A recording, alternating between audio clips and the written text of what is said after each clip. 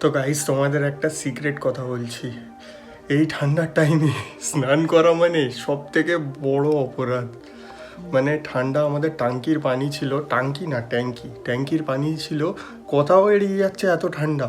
তো যে যে গা ধোবে, স্নান করবে, নিজের বুঝে নিজে স্নান করবে, ঠিক আছে? আমি রেডি হয়ে একসঙ্গে তোমাদের দেখাচ্ছি। তো গাইস আমি ফাইনালি রেডি হয়ে গিয়েছি।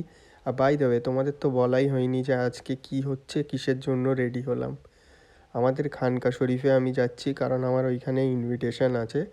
মৌলা আলীর ওয়েলাদাতের দিন ছিল, তার জন্য আমাদের খানকা শরীফে সবাই মিলে সেলিব্রেট করা হচ্ছে, তো ওটাই তোমাদের সঙ্গে তুলে ধরবো।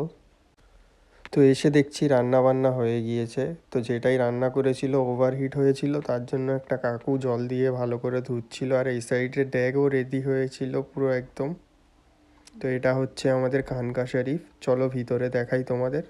তো এটা হচ্ছে আমাদের পাড়ার ভিতরের খানকা, দেখে নাও তোমরা সবাই কত সুন্দরভাবে সাজিয়েছে মৌলা আলীর বিলাদাতের জন্য।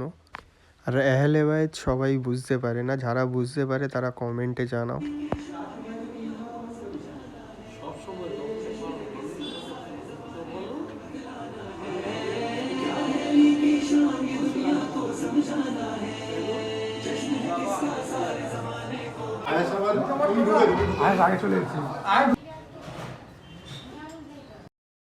তো গাইস আমরা এখনই গিয়েছিলাম পায়েস আনতে, তো একটা বাড়িতে কাকুরা করেছিল, পায়েসটা নিয়ে এসে দেখি এখানে দেখ কাটা চলছে। তো দেখ কাটাটা দেখিয়ে দিয়ে আমি চলে যাব সোজা খেতে, কারণ অনেক জোরে খিদে পেয়েছে।